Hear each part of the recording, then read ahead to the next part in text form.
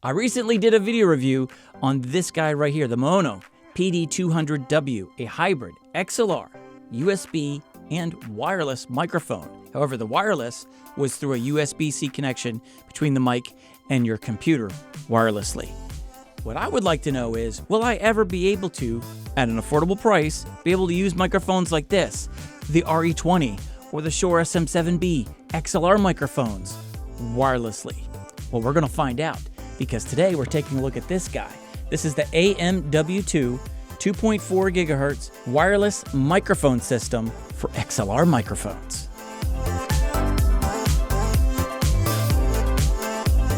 All right, so the MW2 was sent to me by AiTone or AiTone. Not really sure how to pronounce that one, but sorry for butchering it if I did.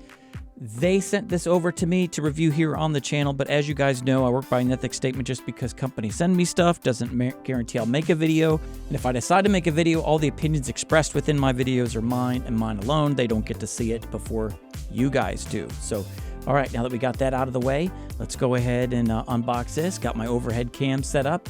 Let's switch over. All right, so now that we've opened up the box, we have our transmitter. Here we have our receiver. You can tell by the connections, male and female. Build quality is a plastic. It's not metal, so this is something that if I were to drop the microphone that it's attached to, would it survive the fall? Kind of sketchy, but I'm just going to say $40. You're not really counting on getting amazing build quality.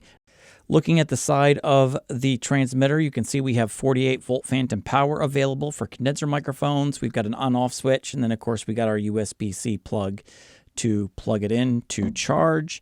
On the receiver, we just have our on-off switch, our USB-C input right there to charge it, and that's it. Of course, on the bottom, we've got our LED or RGB indicators to let us know it's on or off.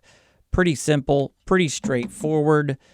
So when I first opened it up, I was like, oh, only one cable? That's kind of rude. They give you a single USB cable, but it's split at the ends so you can charge both devices at the same time. So that's pretty cool. All right, so that's the unboxing, pretty straightforward. Let's go ahead and plug this into my Rodecaster Duo and the other end into my Electro-Voice RE20, a $500 radio station FM stereo professional studio microphone. Let's see if there's any changes in tone to this and if there's any latency. Now, it does say, before I even get there, it does say there is latency. I think it's 16 milliseconds low latency, but they're saying it's there. But we'll test that out just for those who like to monitor their microphones, even if you're going to go wireless with it and you want to keep your headphones on. How much of a distraction is that? We'll find out. I now have the wireless transmitter plugged into the back of the RE20, the other end plugged into my Rodecaster Duo. Just wanted to show you guys my settings for the XLR connection was the RE20 pre-fault setting, 51 dB of gain, processing is turned off. Going over to channel 1, you can see it's the exact same thing. The RE20 profile, processing turned off, 51 dB of gain. If you want to use this with the Rodecaster Duo, as you can see here, the receiver is plugged into the back of the Duo, but the indicator lights are facing down. It's hard to see if the RGB is on. And just to kind of let you know what you want to be able to see, when you flip it upside down, now you can kind of see from the side the RGB indicator letting you know it's powered on, and of course your lights to let you know what your battery life is. All that stuff is hidden when it's plugged into an audio interface. So just something to be aware of if you do want to use this for your studio. It says here on the website, as far as Amazon, 24-bit, 48 kilohertz, lossless audio quality, wireless XLR equipped system, supports high fidelity transmission with 16 milliseconds, ultra low latency. So yes, that is there. It's noticeable, but it's not enough to slow you down, you know, make that like short implosion in your brain as you're talking, but yet you're hearing something is so far off that it messes with you, like some of the other cheaper sound cards that are out there. This one definitely can use it. Definitely can put your headphones on just to see what else is in your audio. Is there humming, vibrations, anything else that would dirty up your audio? Try to keep it clean. Headphone monitoring does offer that, but I would just say if you're going to use this, this is more of a headphone-less device. Let's go ahead and try some other microphones on this one. This is the RE20, and this is my go-to microphone when I'm doing live events with a PA system. We have a PA system with the church. We do fundraisers. We do events outside, you name it. We have a portable PA system, and we're rocking the Shure SM57s and sometimes the 58. The noise floor isn't so high, again, with this being dropped down to 45 dB of gain. So, yeah. There you go. Shure SM57 with the what is this thing? The AMW2. All right, now you're listening to me on the Behringer XM8500. This is a $20 microphone. This is a unicorn of all microphones. Built like a Shure microphone, built amazingly tough. Behringer XM8500 is what it sounds like. All right. Now I'm centered back in the shot. You can see right there, back at 45 dB of gain. This is a hotter microphone. Levels are slightly higher. Yeah, there you go. This is the Tank 2 XLR USB combo microphone. Handling noise is a little bit more sensitive than the other two microphones we tested so far. This is what it sounds like. Mono, Tank, what is it? Fine, Tank 2.